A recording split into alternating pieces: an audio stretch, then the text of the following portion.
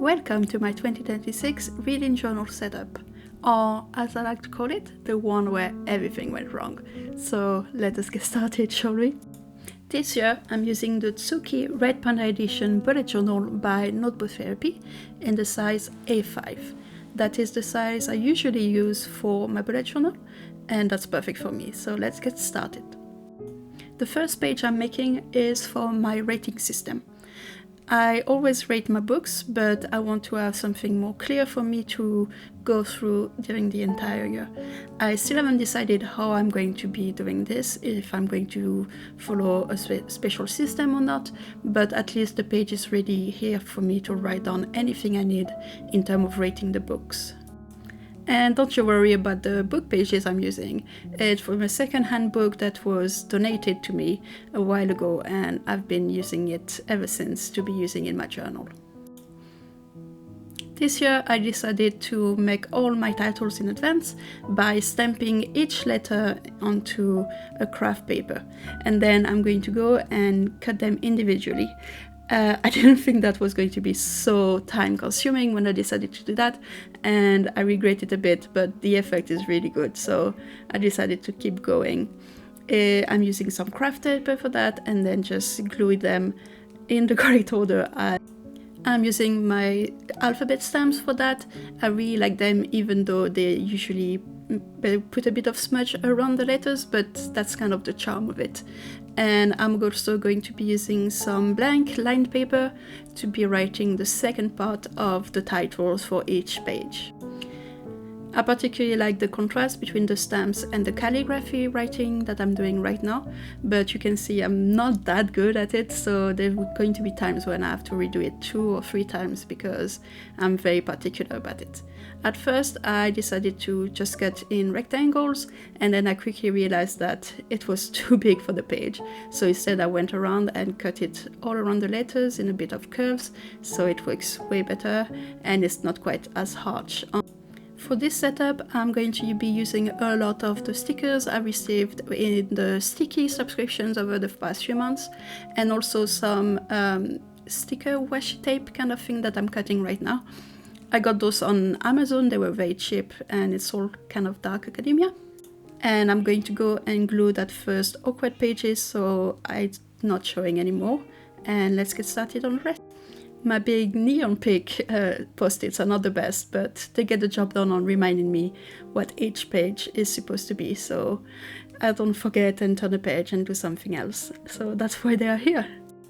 I do have more pretty post-it notes that are more like craft paper, but obviously I do not want to waste those, so that's why the ugly basic ones are in use here. The next few pages are going to be used for my reading challenge. I don't like to put myself in too much of a pressure, but I like to give myself a goal, and my goal this year is going to be 30. I've read 27 books so far this year. I'm hoping to have 28 by the end of the next 2 weeks, so I feel like 30 is a good number for me.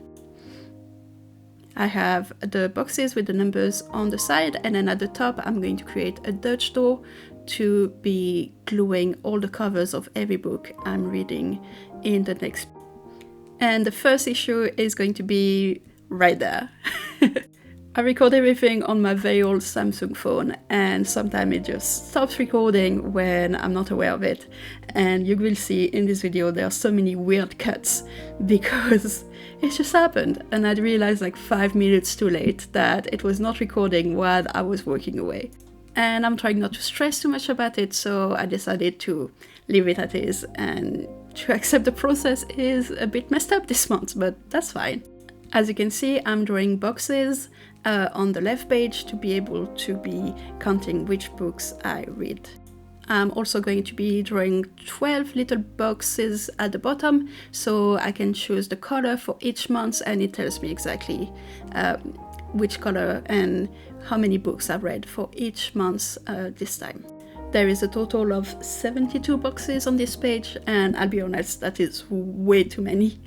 Usually I read also comics, so maybe that will help going further than the 30, but I do believe 30 is a good number, so I'm not putting too much pressure on myself. It's just if I need more, there is more space and no problem about it. For all the tables and all the boxes, I'm going to be using the Unipin fine line in light grey. It's my favorite one to do this because it is soft enough that it doesn't jump at the page too much and it doesn't take away the focus from the rest of the pages. Then I'm going to start decorating my little Dutch doors where, like I said, I'm going to put the covers of every book I'm reading this year. And for that page, I usually print them in 3 cm high, unless when I'm doing my review, which is 6 cm high. I usually just print the covers on paper and then glue them, but I'm really hoping that this year I can upgrade to some sticker paper to make it look a bit more refined. And guess what? Here it is, second issue. I managed to decorate all the pages and none of it was recorded by my phone, which is great. And at this point you think, okay, she's learned a lesson. No, she didn't. It's going to be messed up a third time with this spread, which is the bookshelf. So I'm going to be measuring everything to create the different shelves. I'm also going to be creating a little window, and you're going to see about none of that because very soon there's going to be another cut. Here I am drawing the curtains and trying to make it look nice, and there's going to be something happening very, very soon. Careful, and bam, it's done. I swear it's the last one. And because I was so stressed about it, I really don't like the way this page came out because I was stressing out at this point. I was like sweating, and I don't have like the best color pencils in the world. It's usually a box of pencils that you usually give to a primary school kid. I took it from my previous school, so the quality is not good at all, and it really shows. The brown is okay, and the brown gives it a bit of texture, which looks perfectly. And I just cut myself because there was another cut. I'm so sorry. Anyway, yeah, I don't like the way the curtains came out. Like the green is really not working. It's kind of okay on screen, but in person, like you can see all the streaks of the color paper and it's not good at all. But we power on, and maybe I will try to fix it during the year if I can, or if I'm willing to, let's be honest. And I haven't quite decided what I'm going to do with the bookshelf beside putting the names of each book.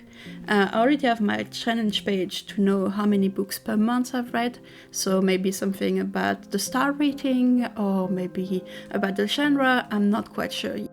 The stickers I'm using now are from Audrey Okeya, and there are a lot of very cute art-inspired stickers, which I think would be good for decoration for the shelves.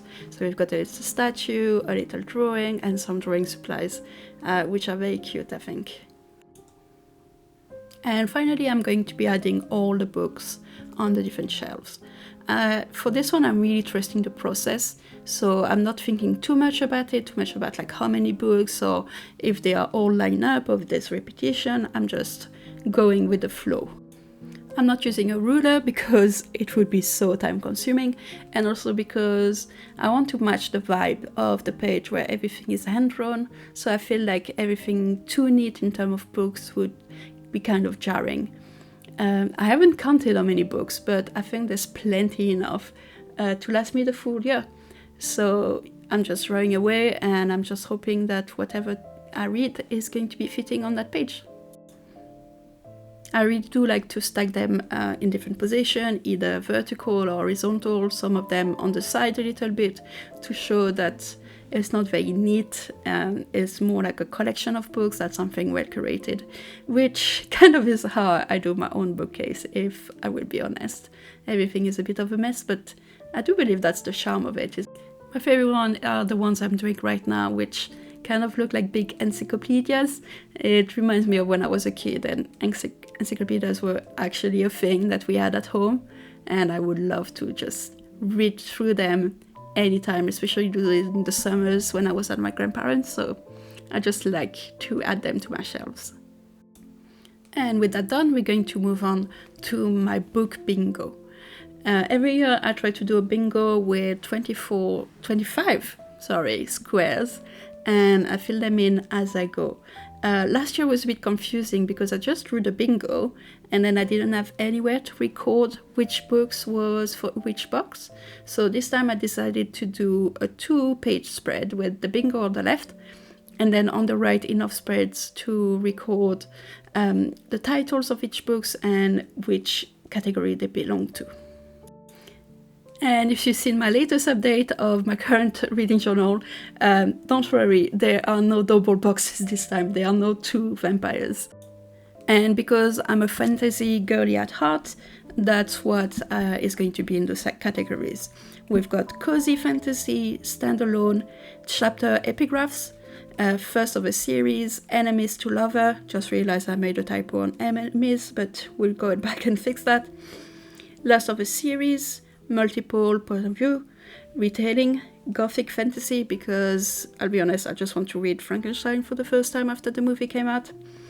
Chosen one, people of color author, one word title, the bingo square, an author debut, vampires, only once this time, dragon, urban fantasy, LGBT plus author, found family, royalty, a graphic novel, friend to lovers, god and goddesses, witches, and finally historical fantasy.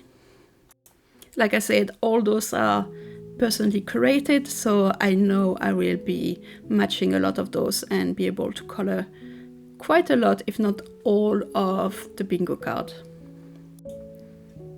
I'm also adding a bit of decoration, and the paper I'm using for the corners, like you can see right now, the one with the butterfly that I just killed, is from a pack I bought on Amazon, I'm pretty sure, which is a pack of supplies with stickers and papers and little decoration. I'm not sure I will be able to find it again on the shop, but if I do, it will be down in the description if you're interested. Same thing with the stickers I am using right now. And the butterfly sticker at the top with another few stickers you will see, especially butterfly and moth. Those are from Nurse Art. They are also part of the sticky subscription box from this year. Just don't remember which one, I'll be honest with you. So I'm writing down all of different categories I've talked about earlier, and then I'm going to be doing the title for the second page, which is a bingo. In the video you can see that I'm leaving the page blank, but I actually went back today and added numbers 1 to 25 so I can write them all down if needed. I don't usually choose my reading based on the bingo card. I just go back at the end of each month when I'm updating my reading journal, and then I'm checking if there's any books I've actually filled up. Mostly because I'm a mood reader, so I don't exactly plan in advance what I'm going to be reading. I just go with the flow and with what I'm feeling like, so I don't want to put myself too much pressure. If I manage to do a bingo, it's cool. If I don't, that's more than fine with me also. It's just a game, isn't it? And I'm doing that as a hobby more than anything else. So it's not like I'm going to pressure myself into filling a bingo if there's no actual pressure to do it. Now I'm going to be writing tracker in that cursive font I've been using for every page, and you can see I'm just really bad at it. Every time I tell myself I'm going to be working on my calligraphy, try to make it better, and I just can't do it. It's just so hard for me and I don't know why. And I grew up with the French school system, so we had to write in cursive all the way through primary. I was using a fountain pen until I was 14 or something, so I used to know how to write nicely, and then I became a teacher and everything was just scribbled down and everything. I started writing on my computer more than anything, so I lost that, which is quite a shame, I'll be honest with you. So maybe this year will finally be the year where I learn to write nice calligraphy all over again. I'm not keeping my hopes up, but maybe I will try. And with the title finished, it's time to move on to the next spread, which is going to be 2 pages again, and that's going to be my series tracker. I'm going to be dividing each page into two after I've done the title, just to leave me more space to be writing books. I'm going to leave it blank beside the different decoration I'm doing, because I'm not quite sure how I want this spread to be working. I haven't decided if I'm going to do boxes, if I'm going to do a checklist, anything like this, so we will see. Also, I'm sorry if I'm sounding a bit too stuffy. I've had that weird bug that has been going around, that weird kind of flu, and I barely am able to speak right now. It's better than it was at the beginning of the week, but it's still not very pleasant, so I'm sorry if it doesn't sound pleasant to you either. And on that same topic, you might have seen some scratches on my hand and my arms, and that's because at the beginning of December, one of my cats, Loki, had an emergency, and we had to rush him to the vet, and the vet decided to give him some antibiotics in a syringe, and he freaked out the moment it was pricked, and he just decided to attack me when I was holding him, so that's it. He's fine now. He gave us a good spook, but he scratched me real good, and it was really deep, so it's taking a while for my poor hands to be healing. The washi tape I'm using right now is from the same set I got on Amazon I was talking about earlier. It's kind of dark academia-ish, not quite, but it gets the job done, and I love to use it. Once again, I'm using a sticker by Nusei Art, and then the clocks are made in-house, I think, by Sticky themselves. So that's what I'm going to be using to decorate this page. Because I don't know how it's going to look, I'm keeping it fairly simple for this one, so my reading can actually breathe and not feel too bad. Next page on the left is going to be what I call my books graveyard, which is basically where I put my books that I didn't finish. I realized this year I'm putting DNF on a lot of books, and I kind of want to keep track of those and see if there's any kind of patterns, if it happens too often or not, those kind of things. So I'm going to record all of them here with the number, the title, and the date I gave up on them, I guess, if you could say so. I do curate my reading list quite a lot, because I've got a full-time job that is very time-consuming, so I do not want to read books I don't like, but I feel like I need to be better at just giving up on books, because sometimes I'm stubborn and I just force myself to go through a book I know I don't like, and I want to stop that. Because the last that happened literally this week with Katabasi, and I was like 60% in, and I knew I didn't like it, and I knew I was not going to keep liking it, and still I just kept reading, and it was so painful. So creating this page is really for myself, to tell myself like, okay, this is okay, you can give up, you can put it on this list at the very last, and then you don't feel too guilty about it. But the one question I have is like, what do you do when you DNF a book? Do you put it as part of your reading challenge, or do you just forget about it and move on to the next one and just cut your losses? I'm super interested to know, so tell me in the comments what you do. And the page on the right is going to be my empty the TBR page. I've got quite a few books I want to read, and I've got loaded up on my Kindle or in my bookcase, and I really want to prioritize those ones, so I'm going to go and write all of my titles when I have time to just sit down and do that, so I know exactly what I'm supposed to be reading and what I should be prioritizing during the year. Which is, let's be honest, just mostly books I wanted to read in 2025 and just didn't have time to do it. So that's why I want to prioritize them, because I do want to read them and I do want to go through them, but I know myself, and the next shiny book that comes out, I will be like, nah, this is priority, but I need to remember it is not.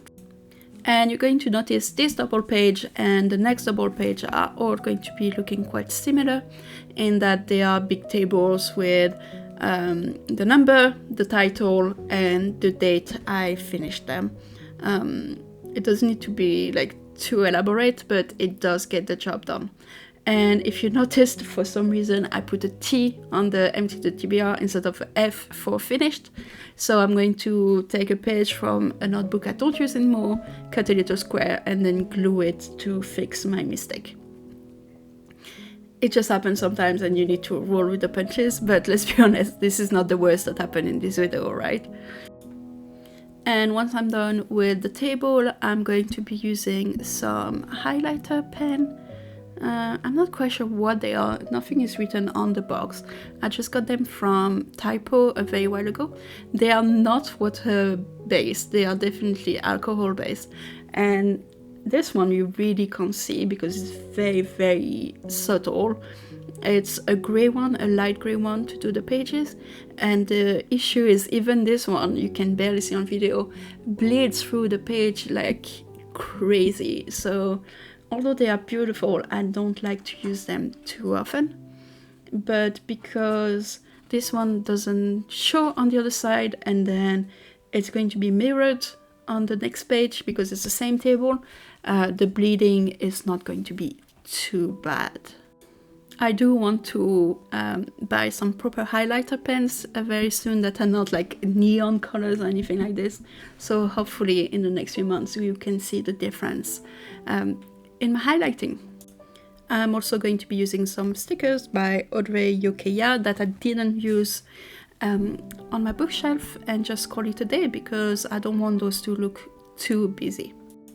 The next double page is going to be for friends' recommendations on the left and for tracking all the ARC books I'm going to get from NetGalley and whatsoever on the right. When I was reading the title, I stamped out the full recommendations and then realized that that was way too big for this one page. So I'm just going to cut it to rec and then use a letter I didn't use before to put a S there to become Rex and then ARC on the other side. And I'm going to finish those with some calligraphy of by friends and tracker. And like I said, it's going to be exactly the same template as the double page before. There's just not going to be any numbers. And the reason why I decided to do those two pages is first, I always forget after requesting an ARC to actually read it and actually review it. So hopefully I can track them properly here. So in this table is going to be 2 columns, one for F for finish and one for R for reviewed. And for the recommendations, it's just that I've got a bunch of book people as my friends, and every time we recommend books to each other, one of us reads a book and you'll be like, oh my god, it's amazing and I want to check them out. But then I'm like, oh, I want to check it out and I forget. So that's going to be a place for me to actually write them down and come back to them later. And also I'm going to be writing the title and who the recommendation is from. So I know exactly who to thank if the book is actually good and would pretend I didn't see the recommendation if it's not that great. But to be fair, my friends and I in our little bookish group, we do have the same kind of tastes. So if one of them recommends something, it's actually something I'm going to like. So that's quite nice to have and to be able to yell at each other when something cool happens in a book. So I'm going to be drawing my tables and then every line I'm going to do the same kind of highlighter, but I'm going to use a slightly darker, warmer grey. So it actually shows a bit more on the page, but that means there's also a bit more bleeding on the other side, which to the left is fine, and then to the right I will just have to work around it when I do my title page for January. So that's a problem for future me. But I do like the way it looks on the page with all the browns and beige of the decoration. So you just need to cut your losses at some point, don't you? And also I try not to be too particular about bleeding. The pages I use are quite thick, so I'm always very conscious about it, but sometimes you just have to give up and just accept it, even if, I mean, it's pretty, and that might be the most important part. At least it should be the most important part. And you can see I checked if it was too bad the other way, and it was not, so that's fine. I'm going to finish with a bit of washi tape like I've used before. That's the one from Amazon. Like I said, I love to tear it in two sides because it's quite bulky and I like the tear apart effect. I'm going to add some little decoration there, and then we basically are going to be done. So thank you so much for following along, and I will see you next time for my January setup.